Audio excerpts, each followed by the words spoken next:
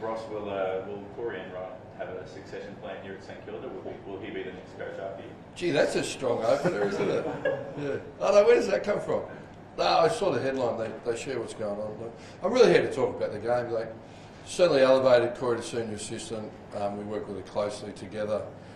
He can have it today if he likes. Like, I don't really want to go over to Perth, but no. In all seriousness, yeah, we've got some really high-end assistants. Like what we're building here, on and off the field, we'd like to get an alignment and continue it on in perpetuity, really, and ultimately end up the best Saints ever. So if Corey's a part of that, that'd be great. I just got to stay in the present and keep working. We've got a real philosophy. We want to develop all our people. Serious football clubs develop their people, PD, and all of our assistants are required to do it. Corey went to Harvard last year, the Authentic Leadership course, which, like I've done a number of senior coaches. So we'll just continue to grow him. And there's nothing anywhere in writing or any agreement, but there's Robert Harvey's coach senior football, Brendan Bolton. So we've got a really experienced panel, but clearly I've got less summers in front of me than I've seen, right? So probably applies to my football coaching as well. Do you think Ross, do you think it's likely you will try to have a succession plan if Corey's that guy that you want to? Well, it's above my station in life at the club. It's certainly not something that's present or front of mind, but obviously in contract negotiations, players want to know where I'm at, and which is nice, right? And then the club extended me for a year, and then a part of that is what stability. If you don't go on, will there be? And we just think we've got people that can step into it at the right time if that's appropriate, and it's an executive and board decision ultimately, and there'll be a process run. There's no mandate anywhere. But theoretically, it's a nice theory. We like it. On Saturday night, you said you'd asked a question about a couple of those early kicks to the AFL. It was great. Steve McBurney was in yesterday, Lee Fisher. We'd had a bank of work, questions built up, and they were in yesterday because the umpire contact's obviously a very serious issue. It's very difficult in there. So, and the debate around there is where the umpires exit out of centre square bounce, which way. And if you're coming out where the ball drops, maybe that needs to change. But I think that's a work in progress. We spoke about the holding, what that looks like, and they went through and they gave us clarity. Even the out of bounds where Sinclair was getting tackled.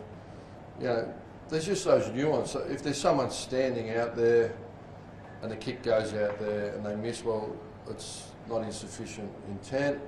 But if they kick it the same direction, but someone has to run there but doesn't touch it, well, so there's a nuance in the game. So it's great to be able to go through that. Marcus is obviously so good at what he does. How clear is he? Sorry, mate. Can you want to come around a little bit? I've got a sore neck.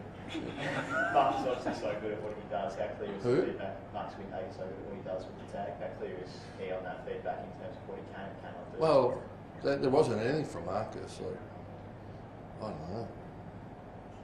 How did his appeal go on the hit? What's that mean? Overturned. Were you appealing it? No. Okay, it's set a high standard for contact, hasn't it? It's really interesting. So that's interesting itself. There's going to be a lot of fines in the AFL. Marcus was within the rules. It's just I think the umpires try to stamp stuff early. There's a lot of noise.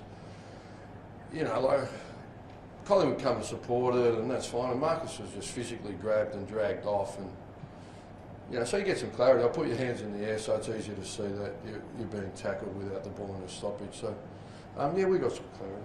So, Ross, will Marcus use the same tactics used against Nick on, say, Caleb? Just to be clear, what are the tactics? I don't quite understand. Well, like his tight checking, tagging tactics. I'm no sorry for going out and competing.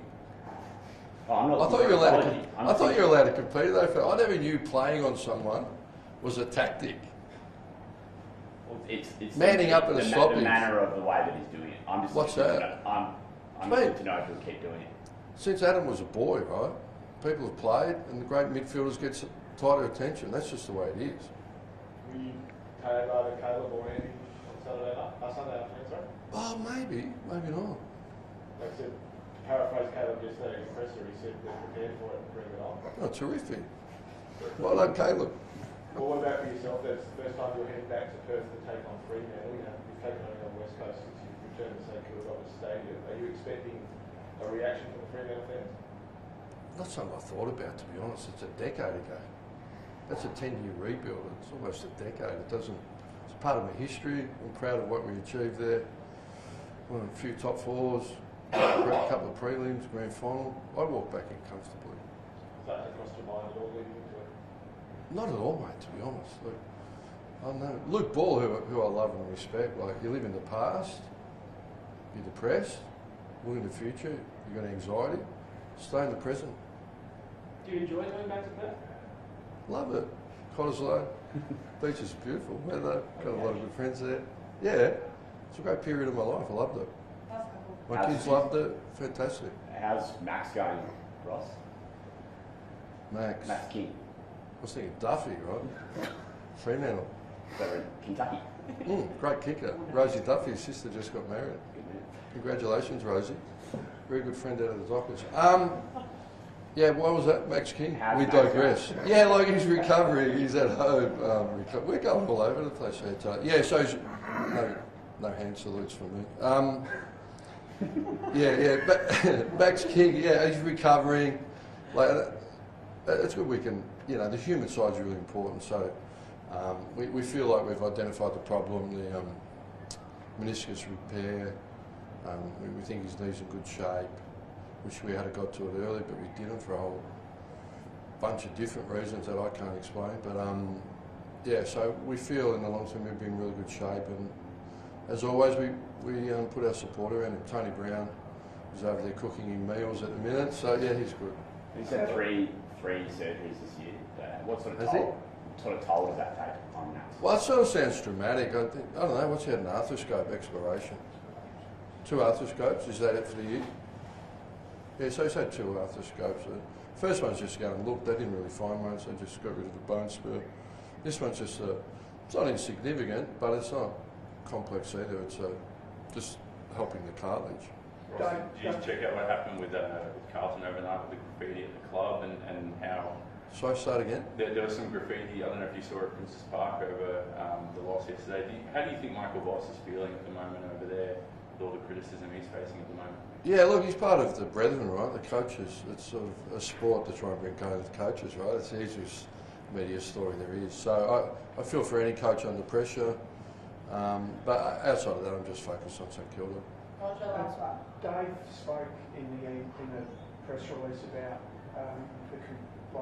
you kept finding things that you weren't expecting with Max's knee, and it's been very unusual, and it's taken a long time to really get to the nub of what's been the problem. Yeah. How frustrating has it been? I don't know, enter stage left. David, come in and answer the question. That's his press conference. It's his press release. There you go, Dave, thank you. Just you made it really clear, you almost throw your hands up in the air about just that you couldn't get it right. It took us a while to actually, it's taken us till now to actually identify what the problem was. Max was experiencing spasmodically and during straight line running, just some clunking in his knee. And going in and doing 2 arthroscopes. The second arthroscope, we felt we'd identified the problem, which was a bone spur.